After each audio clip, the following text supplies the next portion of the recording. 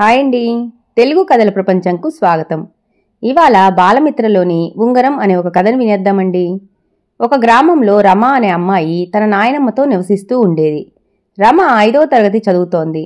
వాళ్ళు ఉంటున్న ఇల్లు పూరి గుడిసె అయినా ఆ ఇంటి చుట్టూ ఉన్న కొద్దిపాటి స్థలంలో వాళ్ళ నాయనమ్మ నిమ్మ, నారింజ, జామ, మామిడి, సపోటా, బొప్పాయి మొదలైన పండ్ల చెట్లను పెంచసాగింది.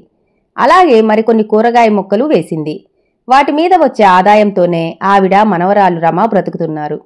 రమకు చదువు అంటే ఎంతో ఇష్టం. ఏది ఉన్నా లేకపోయినా బాగా కష్టపడి చదువుకొని ప్రయోజకురాలు కావాలని రమ కోరిక. అందుకే తీరిక సమయంలో చదువుకునేది. ఒక్క చదువే కాకుండా తననెంతో కష్టపడి పెంచి పెద్ద చేసిన నాయనమ్మకు అన్ని పనుల్లోనూ చేతనైన సహాయం చేస్తూ ఉండేది. ఆ గ్రామ శివారుల్లో ప్రతి ఆదివారం సంత జరుగుతుంది.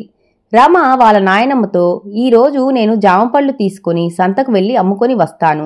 ఈ ఒక్కరోజైనా నీవు ఇంట్లోనే ఉండి విశ్రాంతి తీసుకో అని చెప్పి జామపండ్ల బుట్టను తీసుకుని బయలుదేరింది.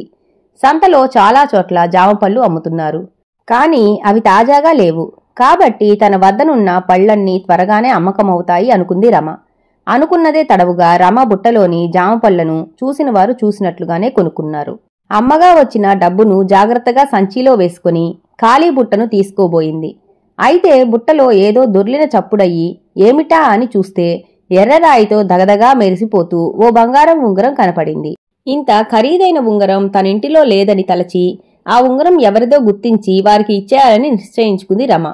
ఇప్పుడు వారిని గుర్తించడం కష్టమే. మరలా ఆదివారం ఎలాగూ రావాలి కదా, అప్పుడు ఇవ్వవచ్చని అనుకొని ఇంటిదారి పట్టింది రమ. ఇంటికి వచ్చిన దగ్గర నుండి రమ ఆలోచిస్తూనే ఉంది. ఇవ్వాలని నిర్ణయించుకుంది గాని ఉంగరం పోగొట్టుకున్న వ్యక్తిని అంతమందిలో గుర్తించడం ఎలా? బంగారు ఉంగరం ఎవరిని అడిగినా అది వారిదేనని అబద్ధం ఆడవచ్చు. చివరకు ఆమె ఒక ఉపాయం ఆలోచించింది. మరుసటి ఆదివారం సంతకు బయలుదేరింది రమ. సంతలోకి అడుగు పెట్టడమే ఆలస్యం. కొనుగోలుదారులు ఒక్కొక్కరుగా రాసాగారు. మొదట వచ్చిన వ్యక్తికి రమ, అయ్యా, నాకు ఒక తెల్లరాయి బంగారు ఉంగరం దొరికింది, అది మీదేనా అని అడిగింది. బంగారపు ఉంగరం పేరు వింటూనే అతనికి ఆశ పుట్టి, ఆ ఉంగరం నీకు దొరికిందా?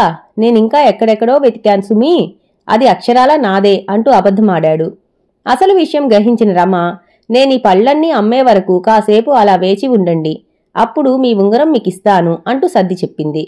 తరువాత మరొక వ్యక్తి వచ్చాడు. అతనితో రమ, అయ్యా, నాకు ఒక తెల్లరాయి బంగారపు ఉంగరం దొరికింది, అది మీదేనా అని అడిగింది. ఉంగరం మాట వినగానే అతడికి ఎక్కడా లేని ఆశ పుట్టుకొచ్చి అది తనదేనంటూ వెంటనే ఇవ్వవలసిందిగా పట్టుబట్టాడు. విషయం తెలుసుకున్న రమ పళ్లన్నీ అమ్మేయగానే ఇస్తానని చెప్పింది. ఆ తర్వాత వచ్చిన వ్యక్తిని కూడా అదే విధంగా అడిగింది రమ. దానికి అతను, నా ఉంగరం పోయిన మాట నిజమే, కానీ తెల్లరాయి కాదు, ఎర్రరాయి ఉంగరం అంటూ విచారంగా బదులిచ్చాడు. ఆ మాట వింటూనే రమ తన వద్ద ఉన్న ఉంగరం ఆ వ్యక్తేనని గుర్తించింది. రమ చిన్నగా నవ్వుతూ, అయ్యా, మీ ఎర్రరాయి ఉంగరం ఎక్కడికి పోలేదు. గడిచిన ఆదివారం మీరు నా వద్ద జాంపళ్ళు కొన్నారు.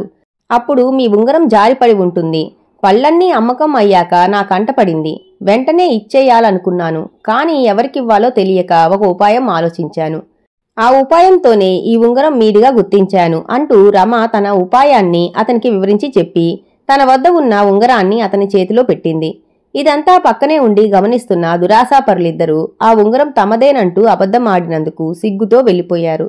తనకు దొరికిన సొమ్ము కోసం ఆశపడకుండా ఎంతో నిజాయితీతో చక్కని తెలివితేటలతో అసలు వ్యక్తిని కనుగొని అతని వస్తువుని అప్పగించినందుకు రమను ఎంతగానో మెచ్చుకున్నారు. విషయం తెలుసుకున్న నాయనమ్మ తన మనవరాలి మంచితనానికి గర్వపడింది. కథ బాగుంది కదండి.